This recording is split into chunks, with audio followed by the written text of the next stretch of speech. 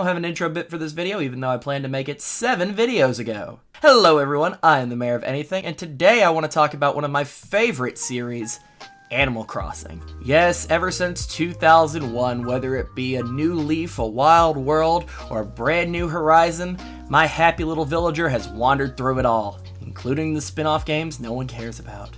Yes, I've loved Animal Crossing for most of my conscious life, and in all that time I have met many friends, spent many bells, and been stung by lots and lots of something. You see, if you had asked non-Japanese players before New Horizons what the stinging bane of our Animal Crossing existence would have been, you would have heard a resounding answer of bees. But one of the first changes I noticed in the new title in the series was the title of Flying Stinging Town Terror had been given to another insect. So what's the deal? Why are bees wasps now? Well, I've been a busy bee myself, and in my research I've found that the answer's a little more complex than I realized. The first aspect of this I found came from an interesting translation note. You see, in the Japanese version of the game, bees have always been referred to as hachi, a term which applies to both bees and wasps. But the creature in question is actually meant to be the Japanese giant hornet. You may also remember them as murder hornets. Though sources claim it's a confusion, I personally think it makes more sense for a North American audience because when I think of a wasp, I'm thinking of the red paper wasp, also known as a literal demon manifested into the mortal realm. Colloquially speaking, I wouldn't even call this a hornet. My first thought would be to call it a yellow jacket. But as it turns out, all hornets are wasps, but not all wasps are hornets. And in the US, we don't have any native hornets. Our hornets are European.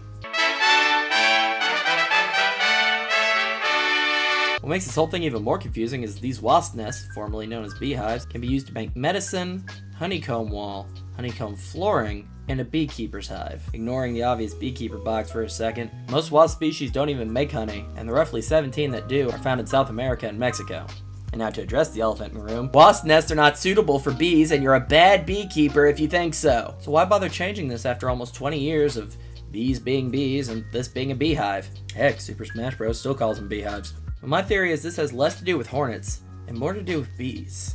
And in that time between 2012 and 2020, something unfortunate had happened to the bees. In 2016, 7 varieties of Hawaiian yellow-faced bees were placed on the endangered species list. And in 2017, the rusty-patched bumblebee was placed on the list as well. This would become the peak of the Save the Bees movement. So my theory is that Nintendo of North America didn't want to make the closest thing to an antagonist that the Animal Crossing series has, an endangered species. And no, Tom Nook is not an antagonist. I will not have Tom Nook slander on my videos. They probably thought of all the children playing the game. If a child picks up Animal Crossing New Horizons and then comes to hate bees for the scary stinging monsters that they might be presented with, and then they come in contact with a bee in real life, well, even tiny shoes are big to bees. So I think they took the environmentally considerate option and turned the stingy ladies into wasps. This isn't the only instance of the conservation of bees being seen in gaming. In 2019, Bee Simulator came out, a hidden gem on the Switch in which you take control of a bee and spotlights the importance of environmental conservation. In that same year, Minecraft added bees and partnered with the World Wildlife Fund to raise $100,000 in support of conservation work. And on top of that, this wasn't even the first time that Minecraft had put an endangered species in the game to raise awareness. So with all this positive action in mind, it makes me wonder, what is Nintendo gonna do next for our buzzy little friends? Maybe we'll get a zinger that you can ride in the next Donkey Kong game. Or maybe they'll finally put a stop to my boy Beedrill.